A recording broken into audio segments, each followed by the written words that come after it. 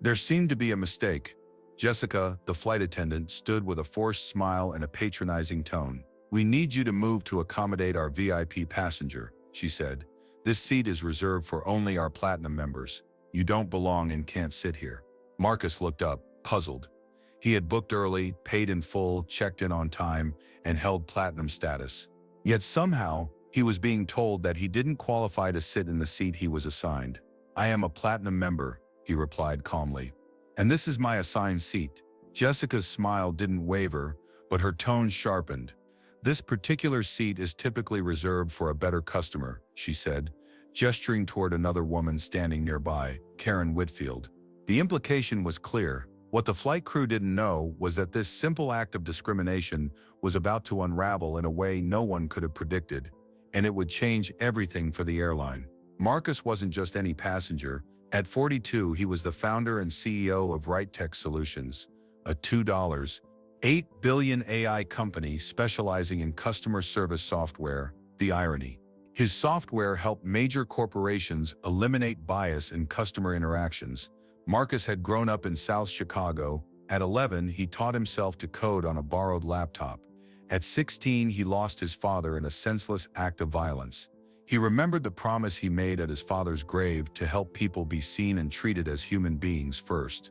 Earlier that day, airport cameras had captured Marcus helping an elderly woman with her luggage, holding doors, thanking staff by name, and tipping generously. But none of that mattered now. What mattered to the flight crew was that he didn't look like the typical first-class passenger. He was flying with Skylux Airlines, an airline known for exclusivity, where first-class seats cost more than some people's monthly salary. Marcus was headed to deliver the keynote speech at the Global Ethics and Technology Conference. The irony deepened. What the flight crew didn't know was that Marcus, seated in 2A, was the CEO of the very company Skylux had been courting for a $300 million tech upgrade. His face was plastered across business magazines. Still, none of the crew seemed to recognize him. "We have a platinum member who always sits in this particular seat," Jessica said, nodding toward Karen. "Would you mind moving?" Marcus simply held out his boarding pass. "This is my seat, and I'm also a platinum member." Karen, still standing in the aisle, crossed her arms. "I always sit there on this route," she said sharply. "It's practically my seat." The exchange drew murmurs from nearby passengers. Eyes turned, phones began to record. Jessica walked away, but not before Karen discreetly slipped a folded stack of notes into her palm. "Thank you," Karen whispered. What began as a seating dispute was turning into something uglier. "Soon, Trevor." The cabin supervisor arrived. "Sir," he said, barely concealing his irritation, "we need you to move to accommodate our VIP passenger." Marcus stayed composed. "I've shown my boarding pass and platinum status. This is my assigned seat." Trevor leaned in, lowering his voice.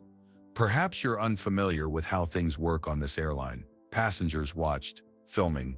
The tension was thick. "I'm not moving," Marcus said, louder this time. "This is my seat." Trevor flushed and stalked toward the front. He picked up the service phone. Moments later, the captain appeared. "Sir," the captain began, "my crew has the authority to reassign seats as needed." "With all due respect," Marcus said evenly, "I'm in my assigned seat with a valid boarding pass." Karen raised her voice. "I'm going to miss my connection. I've never been treated this poorly." Two security officers boarded. Heavy boots thudded on the cabin floor. They made their way toward Marcus. "Am I being removed for refusing to give my assigned seat to another passenger?" Marcus asked the captain.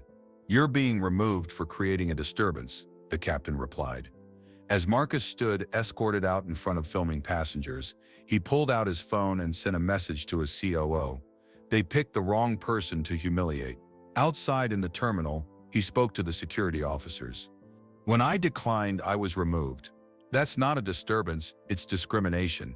The officers looked uncomfortable. One quietly said, "We understand, we're just following procedure." Back on the plane, the mood shifted. People whispered, phones buzzed. Who had just been removed? High above the city at Skylux's headquarters, CEO Richard Williams received a call. "Sir, we may have a serious situation." "What happened?" "The passenger we removed, his name is Marcus Richardson." There was silence. "The Marcus Richardson, CEO of RightTech?"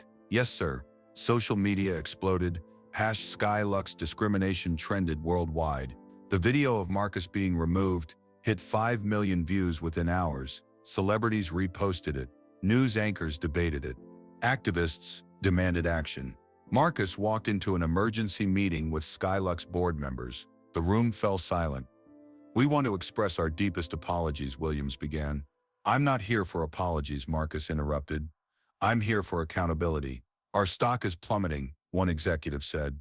"We're down 12% already. Could hit 30% by closing. Your crew was following procedure," another muttered. The HR director opened her laptop. That passenger was our largest individual shareholder and the CEO of the company we're negotiating a deal with. Jessica broke into tears. Trevor stood frozen. The captain sat, red-faced and wordless. "You'll be escorted to collect your belongings," the HR director told them. "Your final pay will be processed." "This isn't about a few employees," Marcus said. "This is about a culture that allows discrimination to hide behind policy." Skylux began the most dramatic transformation in its history. Every employee, from the CEO down to baggage handlers, underwent bias and inclusion training. Real training.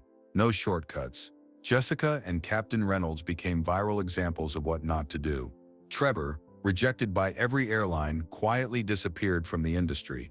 Karen, labeled Airline Karen by the internet, found herself publicly disgraced, under investigation by her own employer. Skylux enacted sweeping reforms, zero-tolerance discrimination policies, real-time bias detection, powered by Marcus's own software, new procedures for seat reassignments, protection for whistleblowers. Trevor, surprisingly, changed the most.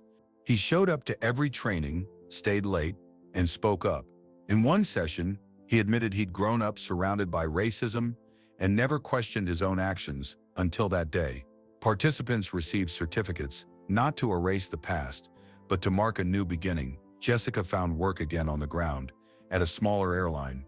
It wasn't glamorous, but it was a second chance. She'd earned it. 1 year later, at a press conference, Richard Williams turned to Marcus. "What happened to you forced us to confront issues we'd ignored for years." Marcus nodded. "That's how change happens, not through comfort, but confrontation."